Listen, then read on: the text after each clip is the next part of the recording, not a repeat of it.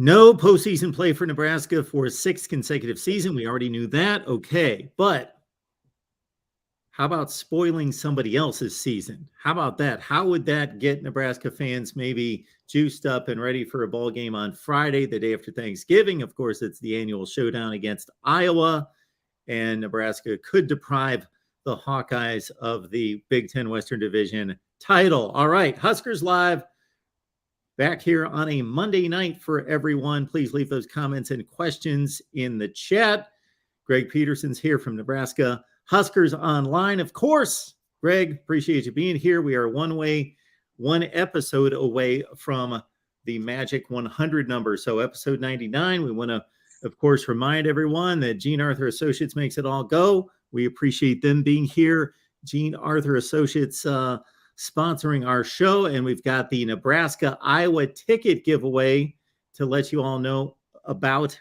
So get on over to Facebook and please follow, like, and share there at Gene Arthur Associates on Facebook. We'll be dropping the link in the comments section of the chat. So again, like, follow, and share to enter for 2 tickets to Nebraska and Iowa. And we are actually going to draw that live with Corey and Greg, but that's going to be tomorrow night on the Iowa show. Oh, we're going to do it there. All right. Very good. Greg, how you doing tonight?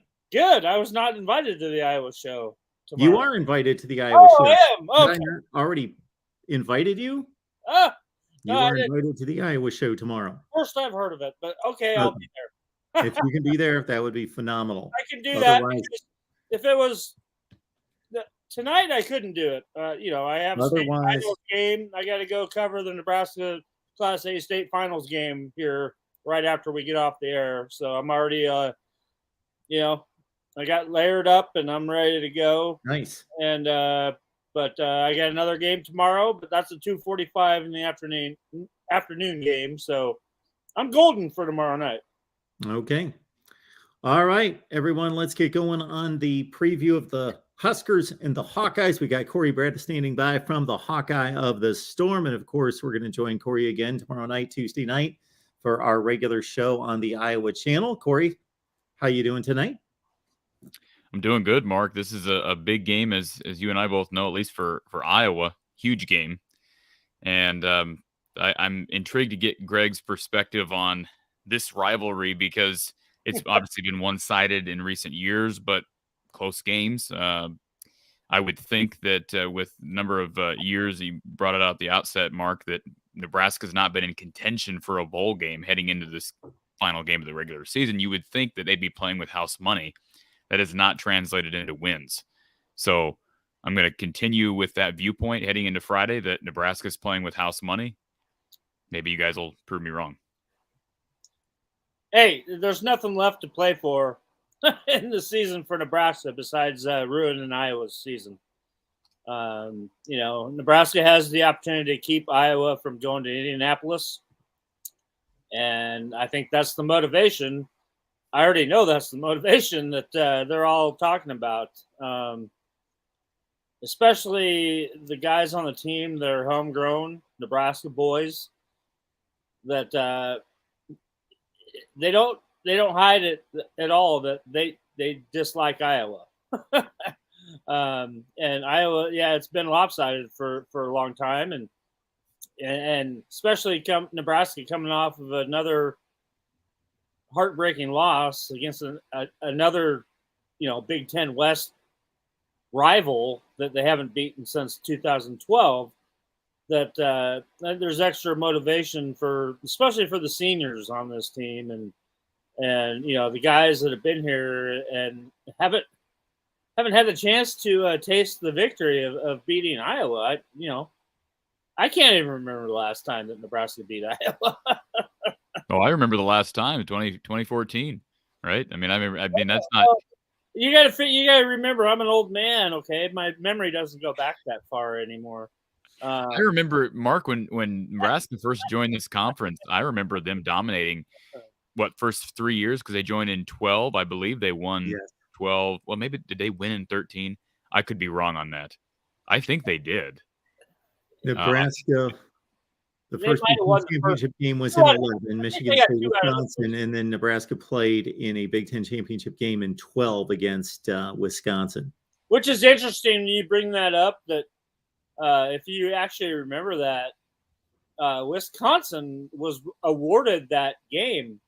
Nebraska had beaten Wisconsin, or no, I'm sorry, that was 2012 when they beat Wisconsin. But there was, like Penn State was dealing with the Joe Paterno stuff, and Wisconsin, they was won the third place team in the division. Right. They went to the championship third-place game. team in the division, and they ended up going to Went the to the title, Rose and Bowl. they smoked Nebraska. They won the Big Ten championship. Yeah, went they to the Rose smoked Bowl. Nebraska like 63 to.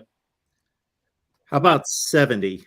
Okay, 70-39. There you go. Yeah, how about that? Yeah. So. Ohio State was undefeated, ineligible. Penn State also had a better record, ineligible. So a third place team then goes on to win the Big Ten championship and finish with an 8-6 record.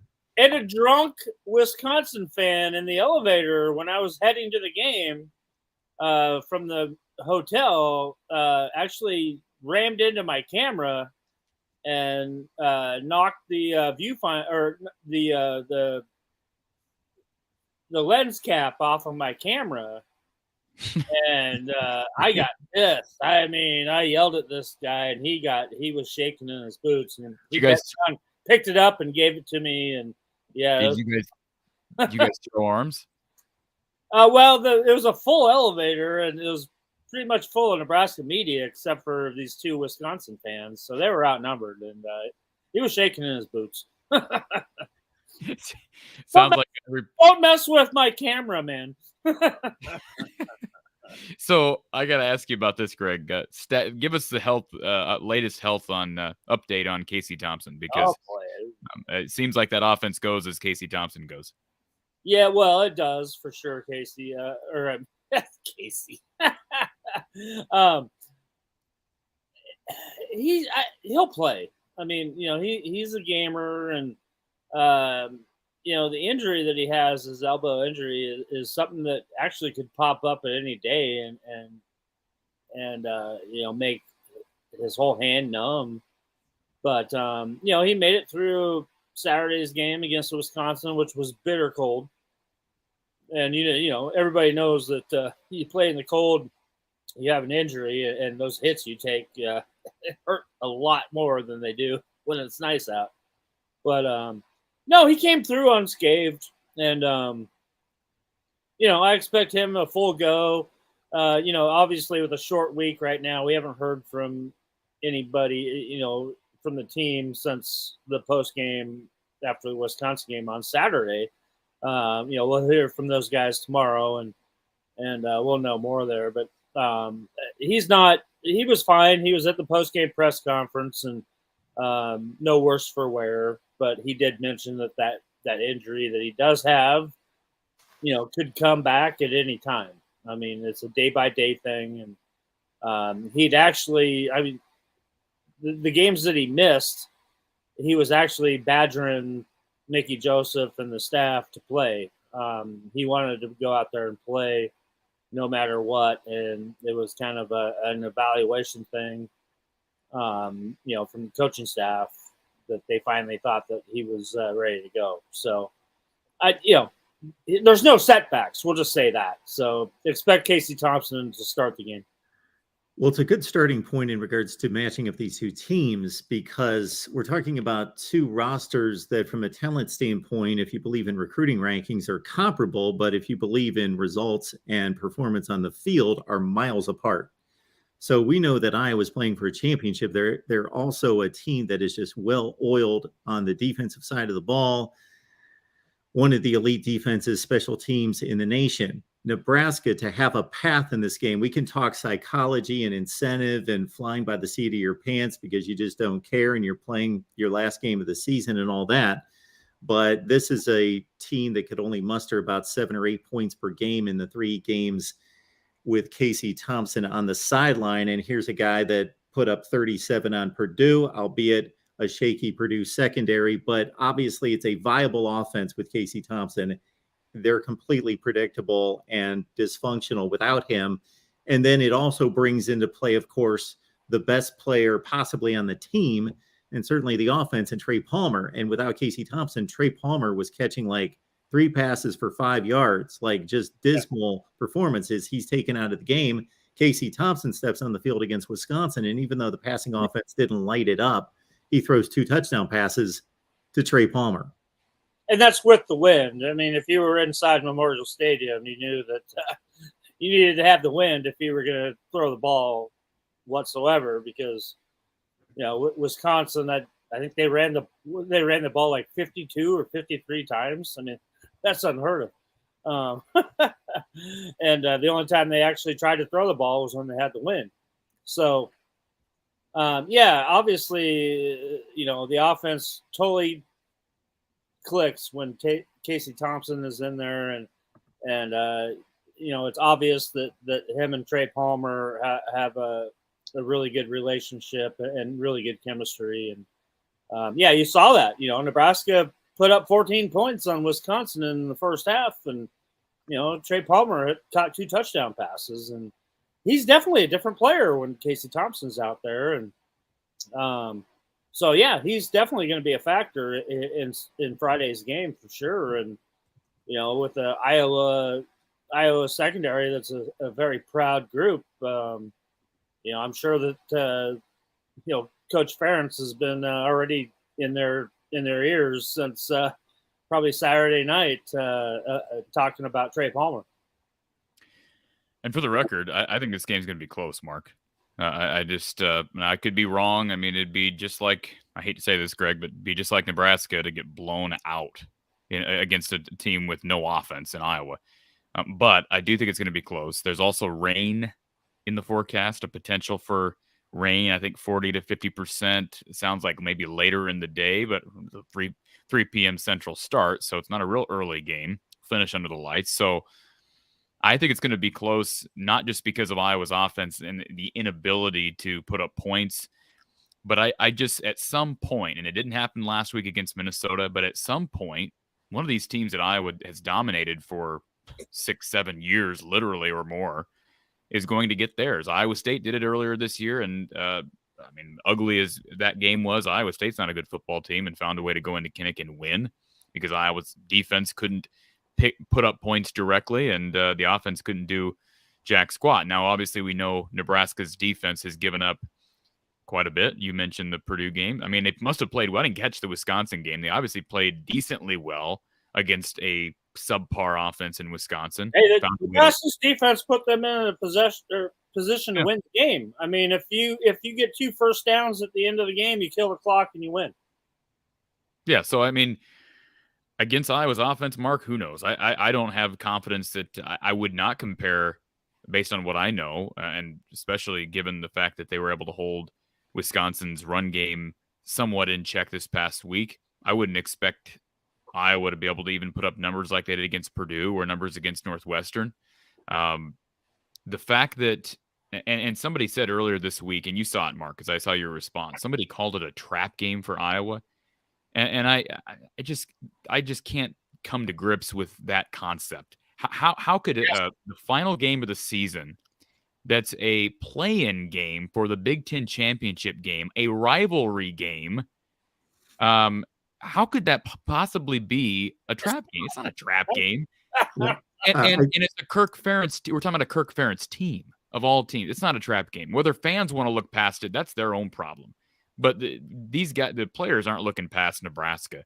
Hey, this is a game. This is a game that we all know plays on the same day every year. It's not a. This is a rivalry game. This is for the Freedom Trophy. I mean, this means a lot to both schools. So there's no way in hell that this would be a trap game that anybody would ever think about it. So, and again, go back into recent history. Nebraska's been close almost every year. What, 2 of the last 3 years, or maybe I know there was there seemed like there's blowouts like every 3 to 4 years, but every other game comes down to 1 or 2 plays. And last year, Iowa had the miraculous comeback in Lincoln, which Nebraska kind of just Nebraska'd its way out of that game. Yep. You had the kick from Keith Duncan. You had the kick from Miguel Racino. So I'm not saying it's going to come down to a kick. If it does, I'm pretty confident in Iowa's true freshman kicker, Drew Stevens, who's been sensational since he's taken over that job. But I think Iowa fans are getting a little ahead of themselves. Again, not scared that the players are going to start thinking that way, but I think fans are looking past Nebraska and basically determine that, "Hey, we punched our ticket to Indy." Mark, Hey, can you imagine the Nebraska's coming backlash? to play. Nebraska's coming to play on Friday. Yeah. I mean, they're not laying down. I mean, And this is I, their bowl game now. So can yeah, you imagine the backlash, Mark? Can you imagine the backlash if Iowa loses? I mean, we already know the backlash throughout the year because of this offense. At one point, they were 3-4, and I've given Kirk all tons of credit because the dude, he just knows how to keep his guys' heads on straight. There didn't appear to be any resentment from the defense towards the offense, and they come back and win 4 straight. And people have just already predetermined that this is a win, and Iowa's going to end up at 8-4 and in Indy the following weekend. If they lose this game and you're 7-5, and you blew your conference your division title with Nebraska at home, we're right back where we were. I mean, to some extent. So this is a big, big game. I was more confident in Iowa beating Minnesota last week, and I don't think fans care what I have to say, but I was more confident that Iowa was going to beat Minnesota last week on the road than I am them beating Nebraska at home. And no, it's not because it's a trap game, because it's not. But it's just the dynamic of everything.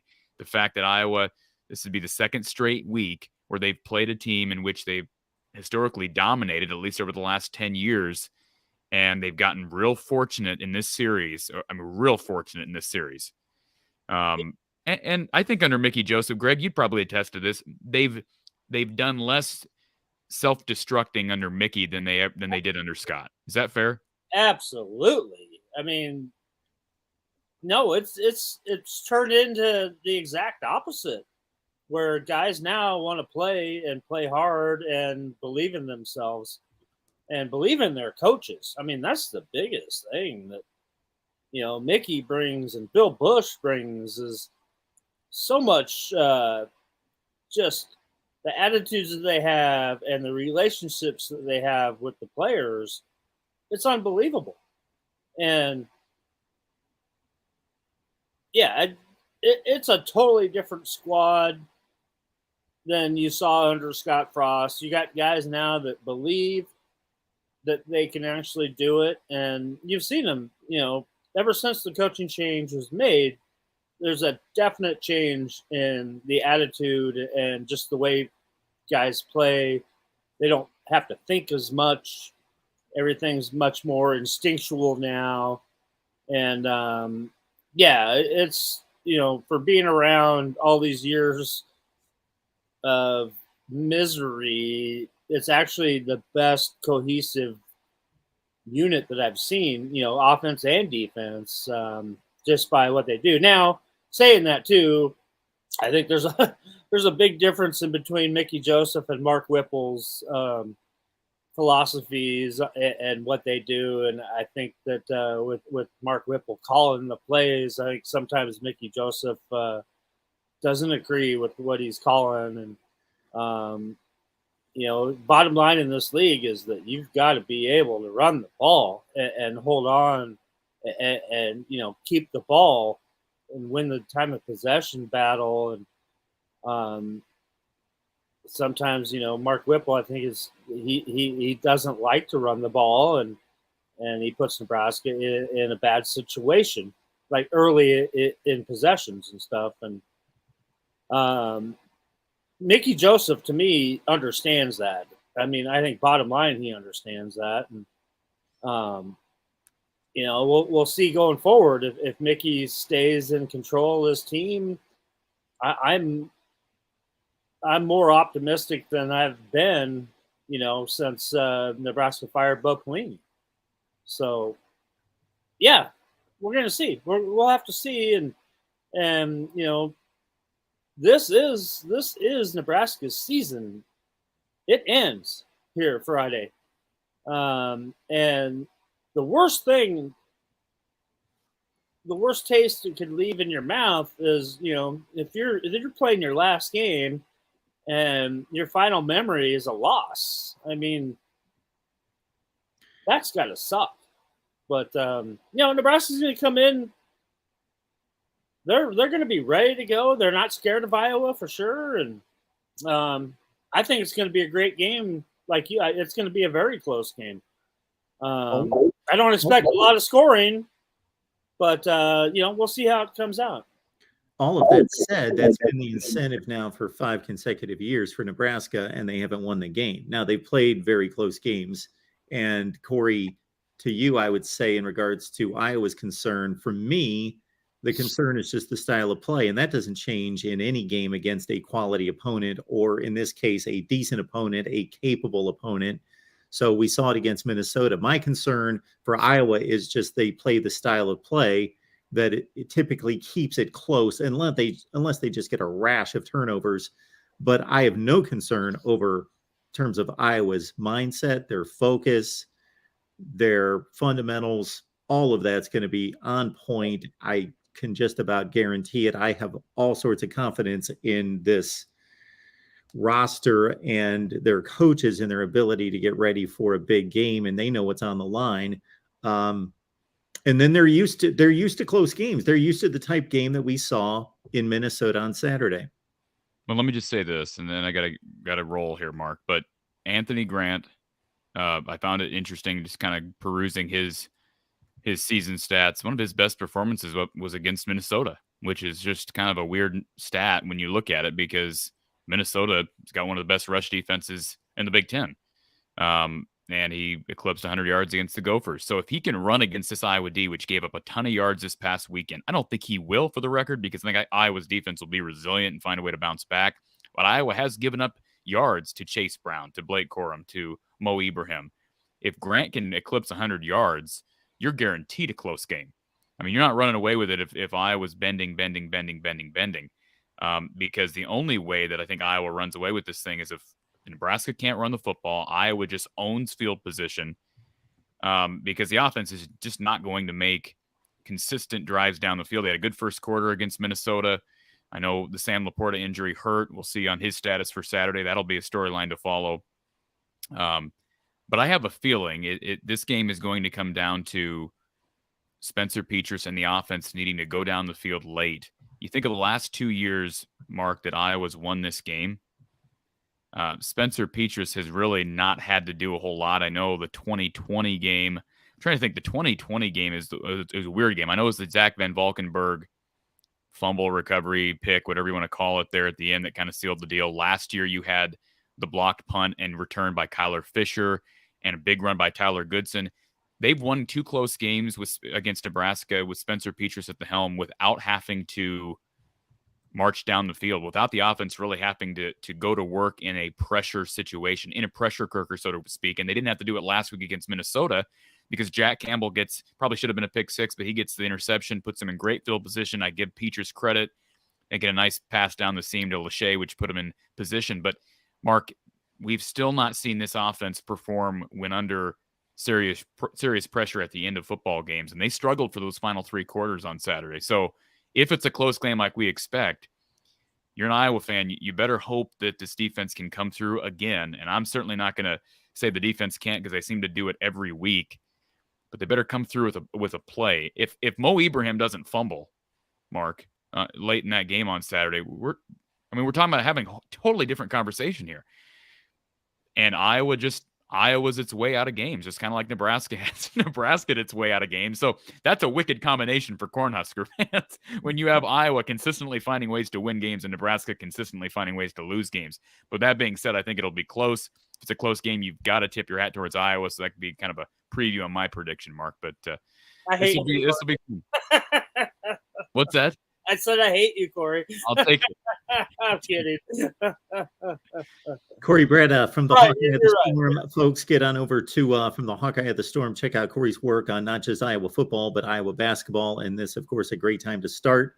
And get on over to From the Hawkeye at the Storm. Corey and I get together every Tuesday night at 4:30 Central Time. And we will do so tomorrow night. And if Greg feels like stopping by, we're going to have Greg in for some more Iowa-Nebraska breakdown. That's really going to be tough now that you said it's 4:30, because I got a 2:40 or 2:15 game at Memorial Stadium. tomorrow. So we can get a picture of your face and just have it up on the screen as we're talking. yeah, I probably won't be home until Okay. 5:30 or so. Well, send me some names of somebody I can track down. Corey, we appreciate you stopping by as always, Absolutely. and we will see you tomorrow. Absolutely, and everybody can join my channel tonight for Iowa basketball post game following Greg's other favorite team, Nebraska Omaha. The Unos are coming to town tonight, so we'll have post game coverage. Appreciate it, Mark. We'll, Go Mavs! Yeah, go Mavs. We'll talk to you guys tomorrow. Thank you. Thanks, Corey. All right, there we have it. Corey's take, and again, we will do more with Corey on Iowa, Nebraska from the Hawkeye perspective. Of course, that coming up on Tuesday over on the Iowa channel. So Nebraska folks, understand that we've got an Iowa channel here at the Voice of College Football, and also understand that we've got a big ticket giveaway for Iowa, Nebraska, courtesy Gene Arthur Associates. So I have left the link to Gene Arthur Associates on Facebook and Instagram in the chat. Follow it there. Once you get to Facebook, just like, follow, and share, and you're automatically entered into the drawing. Then we're going to be back here on the Iowa channel during our show tomorrow with Corey, and we're going to bring in one of Gene Arthur Associates' fine folks, and they're going to draw the winner. Wow. How about Did we that? ever find out who won last week for Wisconsin? I didn't. I will be able to find that out tomorrow because we're going to have them on directly so they can fill us in on that. Very nice. So somebody won that because they said that there are already 20 some people in the drawing for the Iowa game.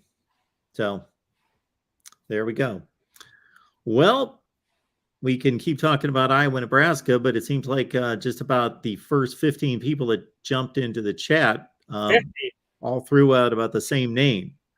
And it had nothing to do with Iowa and Nebraska on Friday. Had everything to do with what name you're dropping right now. So I scurried to Google to find, okay, is there anything out there that's in any way substantiated linking Urban Meyer to Nebraska? Well, I'm not finding anything. Well, do you want to hear the newest rumors today? Absolutely. After that, I think the first one came off of our own Husker Online message board that it was going to be Tom Osborne going to put 3 years in. And then later on the call-in show on local radio, apparently Frank Solich was in town at some event, and somebody asked him if he was here for the coaching search, and he said he couldn't comment. So there you go. I'll throw those two names into the basket right now. Well, maybe 20 years ago, we're maybe on track. Yeah, Tom Osborne hasn't coached a game since '97. I guarantee you that Coach Osborne is not coming out of retirement. Coach Solich just retired as well. So yeah, those guys they're done. We've seen that from Bob Stoops. We've seen that from Barry Alvarez for a bowl game. Just show up for a bowl game, have some fun. That's probably actually kind of fun for them to get juiced up for about 3 weeks, coach a football team for one game, go somewhere nice, coach one bowl game, and then we're done. Running a football program is completely different. That's a grind. But now going back to Urban Meyer. Yes.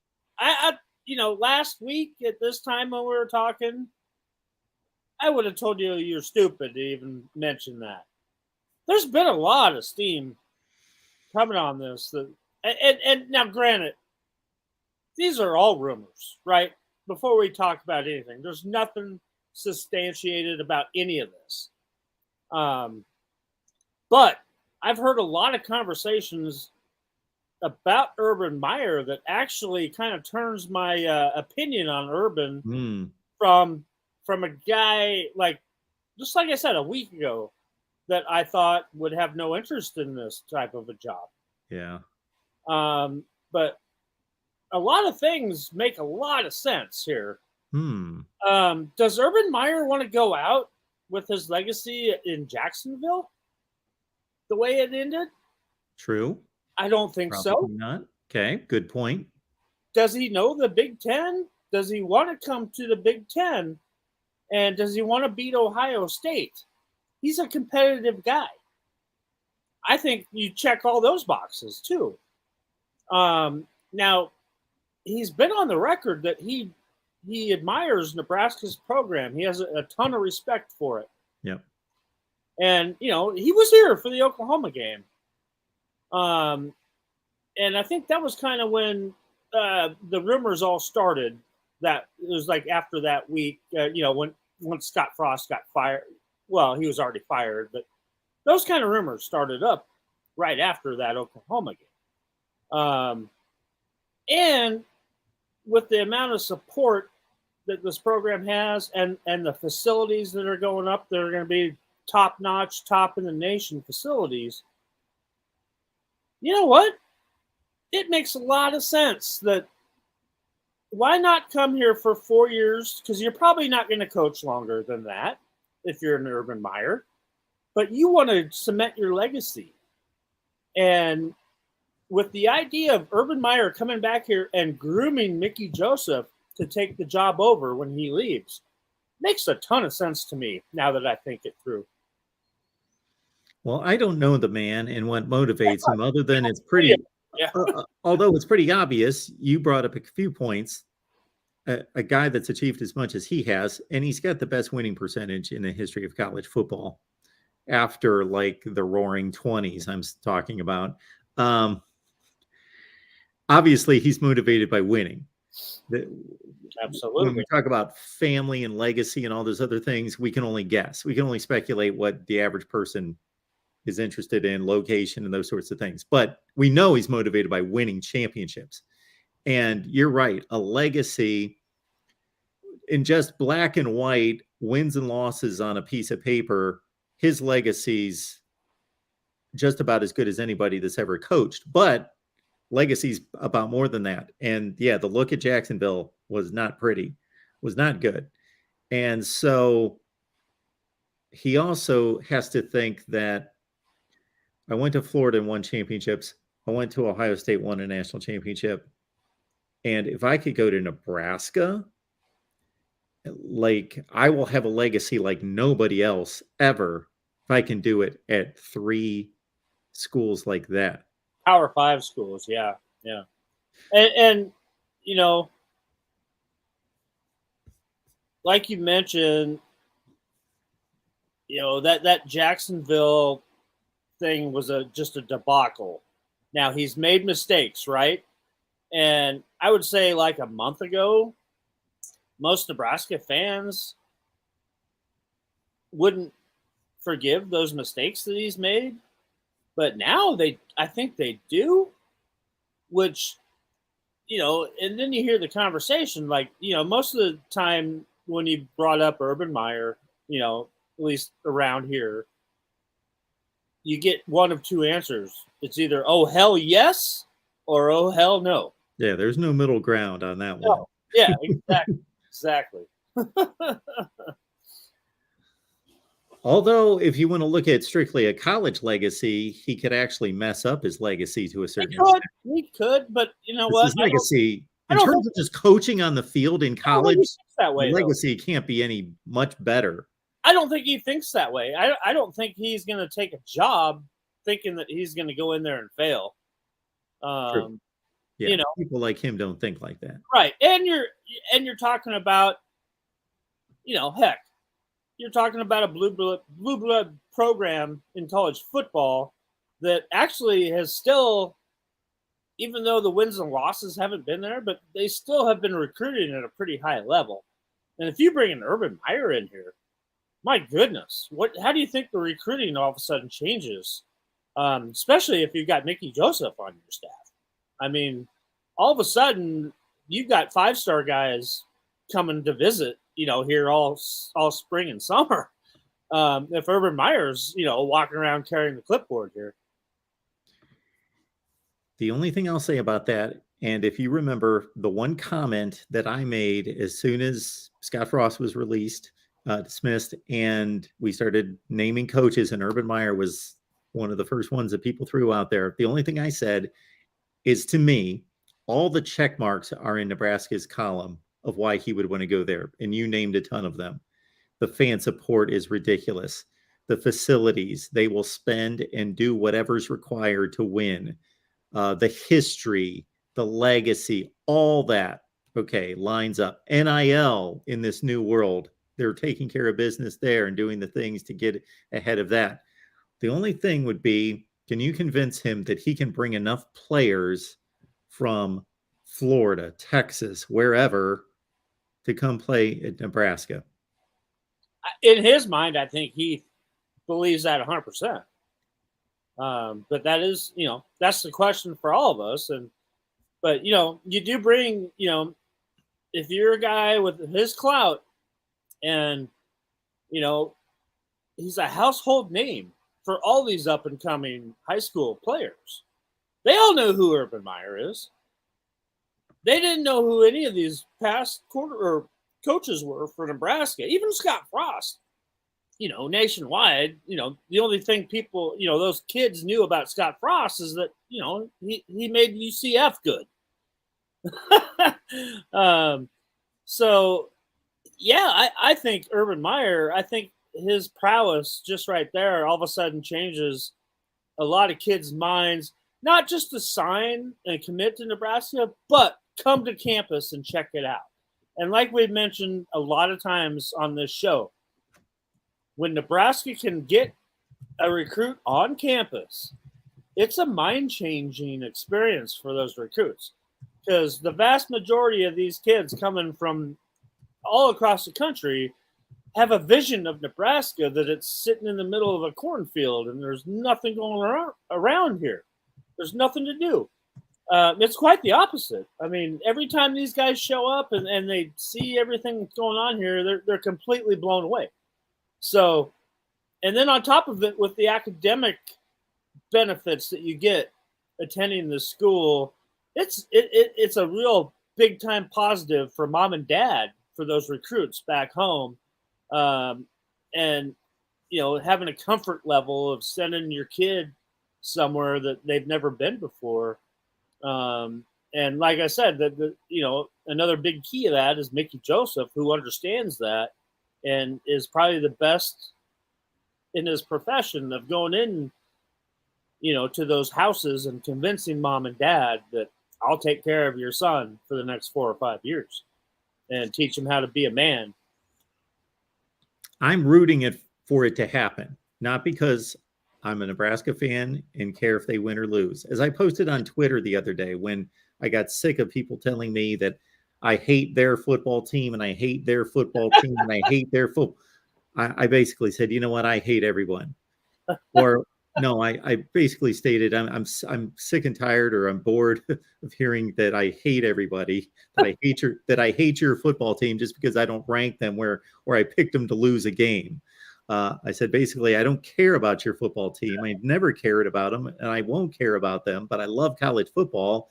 And what I would want to see is, I just think it would be a intriguing experiment to see Urban Meyer at Nebraska.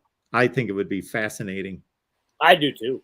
And you know what? I mean, obviously this is a hot topic around here, but I basically started thinking this way earlier today.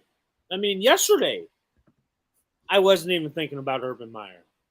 That's how quickly things change. And, obviously Urban Meyer's a guy that is not tied anywhere right now and can openly interview and talk to Trev Alberts as much as he wants to. And, we don't know. Maybe there is something in place already. It's hard to say. I mean, it's the rumor mill. It's the carousel. It's always going around.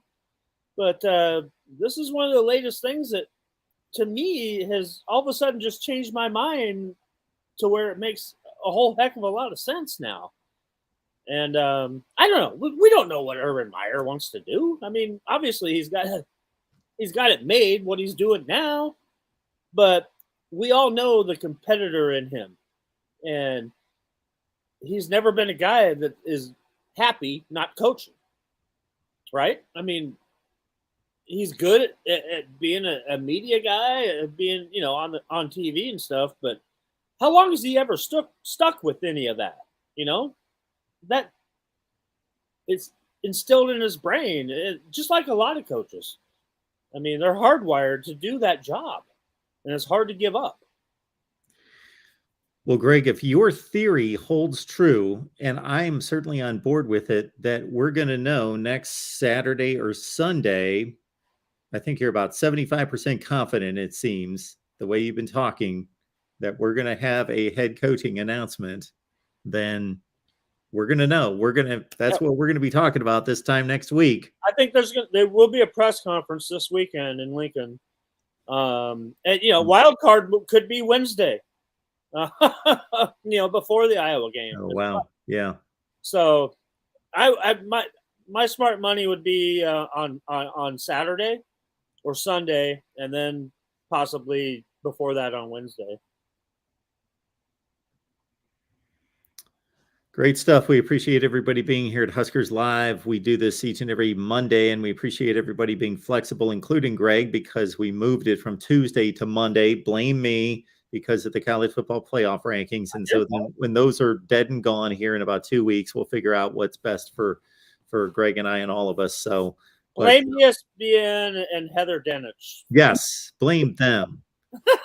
So for next week, and let's see, I guess it would be the following week after the championship games. For at least 2 more weeks, we'll be here on Monday. But appreciate everybody being here. And please support the channel, watch the videos, and get on over to Husker Online and check out what Greg's got available there.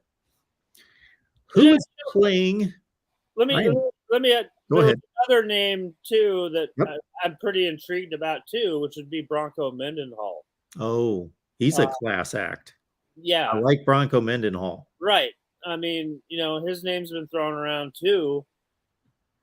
So that's another name to watch. Just throwing that one out there. Anybody go back and look at Bronco Mendenhall's record at BYU. It's exceptional. I bet it's better than you think it is. Nebraska here in Lincoln. They were always going to, that's right. That was the Hail Mary play, right? He was still at BYU. That must have been one of his last seasons. That was his last year at BYU. Okay, yeah. Yep. Because he's got a great record at BYU, and BYU is not the easiest place to win. Oh. And then he goes to Virginia, and they were a mess. And it took him a few years, but he made it to the ACC championship game. And if you ever listen to the guy talk, he is one smart guy. He's a very knowledgeable coach, yes. He's very measured and smart. He's a class act, and he's also kind of understanding of people and young men, and he really wants to improve people's lives. And he sounds like he's got it all together. He's not just, okay, I want to win and use these people. And he's a class guy. He's a great guy. Mm-hmm. I did not.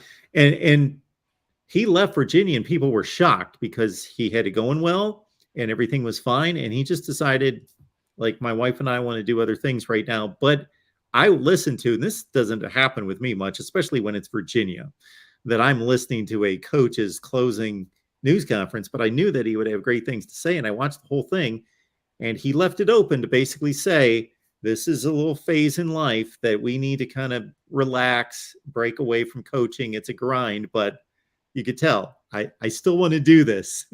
Yeah, exactly. It wears on you. You've got to be hardwired to do this, and you've really got to love it. And you've seen a lot of coaches just take some time out, just to step away from the game, and then they come back. And I definitely include him in that category. And just like we mentioned earlier, it's hard to get this out of these guys' bloodstreams too, because you do love doing it. Sometimes you do have to just get away and spend some time with your family, maybe, see your kids grow up a little bit, because you don't have a lot of free time when you are running a Power 5 program. And, mentioning University of Virginia, I just want to, give my thoughts and prayers to the fallen players there on the tragedy from last weekend. And so sad to see something like that happen. Yeah, we all just get one go around, and when it's taken away at the age of roughly 20 years old, that's just. And our thoughts and prayers go out to their families. Yes. Yeah. Absolutely. Absolutely. All right, folks. What else is on your mind? Oh, I know what I wanted to ask you, Greg, was with this being the Huskers' last game, who is most likely playing their last game? That's an interesting question because with this weird age that we live in with COVID, extra years for players, it's hard to even keep track of who's a senior and who still has eligibility left. You are right. This time last week, we basically kind of expected only about 12 kids to walk on senior day. It ended up being, I think, 30 or 31. But a ton of them still have eligibility left. And I think the shocking thing was that Casey Thompson actually walked and O'Shawn Mathis walked. Okay. But Casey addressed that, and he said that just wanted to have his chance to walk. He doesn't know what he's going to do. That doesn't mean that he's not going to be back next year or that he's going to move on. But you do have to think that, he's 24 years old right now. He'll be 25 when the season starts next year. I didn't realize that. Yeah, he's older than some starting quarterbacks. I think he's older than Patrick Mahomes, if I'm not mistaken. But it's a really hard call. The one guy I can definitely tell you is that didn't walk and wasn't gonna walk is Garrett Nelson. And that's this is a guy that ever since he knew what football was, he wanted to play at Nebraska. But I don't know. It's really hard to say. And when you're a 3-win team, and with NIL the way with the transfer portal the way it is, it's really easy to go somewhere else. So we'll have to see. It's gonna. We'll find out more. I think as after the Iowa game and obviously learning who the new head coach is going to be will be a factor in that as well. But obviously, we all know that you obviously have to expect some roster movement and changes that I think we're all used to now for how many years now. What do you think about a guy like Caleb Tanner? No, I don't think he has any eligibility left. Okay. Yeah, he's done. Yeah. He's been here for 6 years, and he's not. He's a senior. He's graduated. He's done.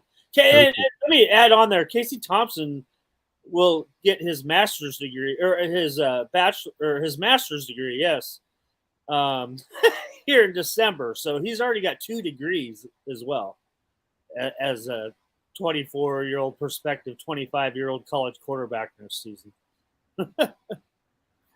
Yeah, we used to be able to sit here and say, okay, well, the running backs are X, Y, and Z, and so-and-so's leaving because they're going to the NFL draft and they're out of eligibility. Therefore, so-and-so is really good. They're next in line, or maybe they're not very good. So they might be looking, and with the transfer portal, who knows? You can't say, well, so-and-so is being groomed as the next starting quarterback. No, they may just go out and grab somebody. And also, okay, I'll drop another name in there. It is a Trey Palmer that has eligibility. Yep. I think he's here. If Mickey Joseph is here, Trey Palmer comes back. If Mickey's not on the staff, I would expect him to leave. Okay. I was scanning the roster looking for anybody else that I was curious about. This is a young team. It's very young, yeah. Like I said, you only had about a dozen guys that were actually had no eligibility left. But then you also had a lot of guys that have been here for a long time, and a lot of them are walk-ons that walked as well that, didn't get a lot of playing time while they were here. They're just part of the team that obviously they've graduated as well by now, and they're going to go take their place in the real world. Give up their dream of playing football. But I mean, I mentioned the main guys there that you would have to worry about. So Travis Vokalek's a senior. Yeah, he's done. He's used up all his eligibility. Yeah. Okay. So is Oliver Martin. Oliver Martin is done. Omar Manning is done. Yeah, all those guys have used up their eligibility. Omar Manning's career was a bit of a disappointment. Yeah, it was a very tumultuous career. TCU, JUCO, or JUCO, TCU, JUCO, Nebraska. I mean, he's been through a lot, and never really kind of developed the way that most people thought he would when he was a very high ranked receiver coming out of high school. And he's dealt with a lot of injuries, a lot of setbacks as well. But I felt his time here at Nebraska was plagued by injuries and never really got to launch anything really good going on. Come in here with a lot of hype. Number one JUCO player in the nation when he came to Nebraska. And, sometimes that happens.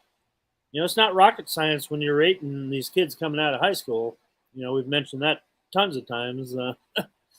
Probably more fail than they succeed if you probably look at the overall numbers on that, the analytics on that. Our man Jose Farfan's here. Jose, when Nebraska announces a new head coach, will we go live? You can name just about every head coaching change in college football over the last 5 years, and when it was announced, we went live. So unless there's no way I can do it, we will be live. Yes. Yeah, I can do it after when it's announced, obviously. Well, unless it's announced at a press conference, but we'd have to wait for me to get back from the press conference. But yes, we will be live. All right, Greg. Well, we appreciate you being here. And obviously the Huskers are on the road on Friday. So you're not making that trip, are you?